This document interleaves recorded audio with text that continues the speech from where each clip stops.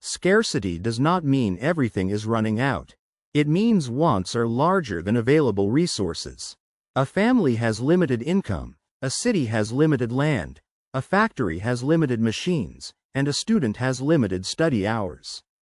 Economics begins here because every choice becomes necessary when time, money, labor, materials, or attention cannot cover every desire at once. The key mechanic is allocation. If a resource is scarce, someone or something must decide where it goes. That decision can happen through prices, queues, rules, auctions, rationing, relationships, luck, or government policy. Scarcity is not only a problem of not enough, it is a problem of deciding who gets what, when, and why.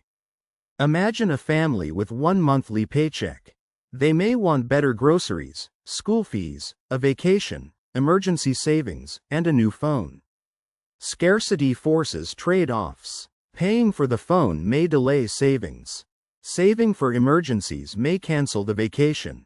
The money did not disappear, it had to be assigned to one use instead of another. Scarcity also exists for businesses. A bakery with one oven cannot bake unlimited bread and cakes at the same time. If it uses the oven for wedding cakes, fewer loaves are produced. If flour prices rise, the bakery must adjust recipes, prices, portions, or profit margins. The business faces scarcity of equipment, ingredients, labor, and customer patience. Governments face scarcity on a larger scale. A city budget cannot fully fund every road, hospital, park, school, and transport project in the same year. When officials choose a bridge, they may postpone a clinic. When they subsidize electricity, they may reduce spending elsewhere. Public scarcity is hidden when speeches promise everything, but budgets reveal the trade-off. Scarcity creates opportunity cost, which means the value of the next best option you give up. If you spend 2 hours watching a movie before an exam, the cost is not only the ticket or subscription. It is the revision you did not do, the sleep you lost, or the calm you sacrificed before the test. Prices often respond to scarcity because prices communicate pressure. If many people want rental apartments and few units are available, rents tend to rise. That higher rent signals buyers, renters, builders, and investors that space is tight. The signal may feel unfair, but it carries information about demand pressing against limited supply. Scarcity can be temporary or structural. Temporary scarcity happens when a storm disrupts supply of bottled water for a few days.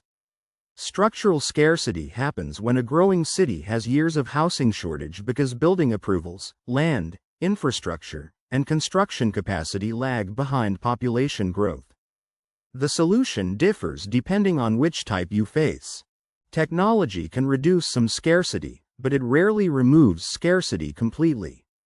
Online learning makes knowledge cheaper to access, but attention and time remain limited. Efficient farming produces more food, but water, soil, storage, and distribution still matter. When one bottleneck improves, another bottleneck often becomes visible. Scarcity explains why free goods can still have hidden costs. A free concert ticket may cost hours in traffic. Free software may cost privacy or time learning it. A free public service may cost taxes or waiting. The price tag is only one way scarcity appears.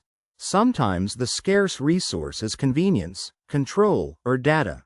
A dangerous misunderstanding is thinking scarcity is always created by greed. Greed can worsen shortages, but scarcity can exist even when everyone is kind. 10 patients may need 5 available hospital beds. 3 excellent candidates may want 1 scholarship. Good intentions do not multiply the resource. They only influence how the painful allocation is handled. Scarcity also shapes personal behavior. When money feels scarce, people may focus on immediate bills and ignore long-term planning. When time feels scarce, they may choose quick food, skip exercise, or delay relationships. Scarcity narrows attention toward the urgent. That can be useful in emergencies, but harmful when it becomes permanent. Businesses sometimes create artificial scarcity to increase desire. Limited drops, countdown timers, restricted seats, and exclusive memberships use scarcity psychology. The product may not truly be impossible to produce. The seller limits access to make the buyer act quickly. Real scarcity constrains society. Artificial scarcity often manipulates attention and urgency. Scarcity can encourage innovation. If fuel is expensive, companies look for efficiency. If land is limited, builders design taller buildings or smaller apartments. If skilled labor is scarce, firms train workers or automate tasks. The pressure of limited resources can push people to use resources more carefully. But scarcity can also create conflict. When water, housing, jobs, or medical care feel limited, groups may blame each other. Political arguments often become intense because people are not debating abstract numbers. They're debating access to real-life needs. Scarcity turns policy into personal security. A practical takeaway is to ask what resource is actually scarce. In one problem it may be money. In another, skilled people. In another, time, trust, land, information, or coordination. Solving the wrong scarcity wastes effort. A restaurant with empty tables does not need more seats, it may need more customers or faster service. Scarcity is not a depressing idea. It is a clarity tool. It explains why choices exist, why trade-offs cannot be avoided, and why every promise has a cost somewhere. When you understand scarcity, you stop asking why everyone cannot have everything immediately and start asking how limited resources can be used with the least waste and the most value. The point is simple. Scarcity makes economics real. It appears in homes, companies, cities, hospitals, schools, and daily schedules. Every budget, price, queue, shortage, and priority list is a response to it. The better you see scarcity, the better you understand why choices are hard and why smart decisions begin by naming the constraint. Scarcity becomes useful when you stop asking, €1 ewa kana euro t everyone have everything? €1 and start asking, €1 a what is the bottleneck? €1 in a family, the bottleneck may be monthly income.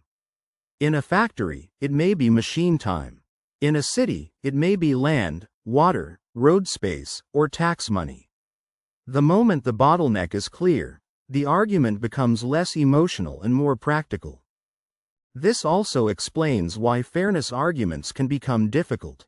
Two people may both deserve help, but the available resource may not stretch far enough. A school can want smaller classes, better sports facilities, and newer computers, but the budget may only cover one priority this year. Scarcity forces ranking, and ranking creates disappointment even when nobody is acting badly. A practical way to use this idea is to name the scarce resource before choosing a solution. If time is scarce, adding more information may not help. If trust is scarce, lowering the price may not fix the deal. If skilled workers are scarce, buying more equipment may not increase output. The right solution depends on the actual constraint, not the loudest complaint. Scarcity does not mean life is hopeless. It means every real decision has limits. The skill is learning which limit matters most. When you can spot the scarce resource, you can understand prices, queues, budgets, shortages, and trade-offs with much less confusion. Scarcity is not only an economics word, it is the reason choices have weight.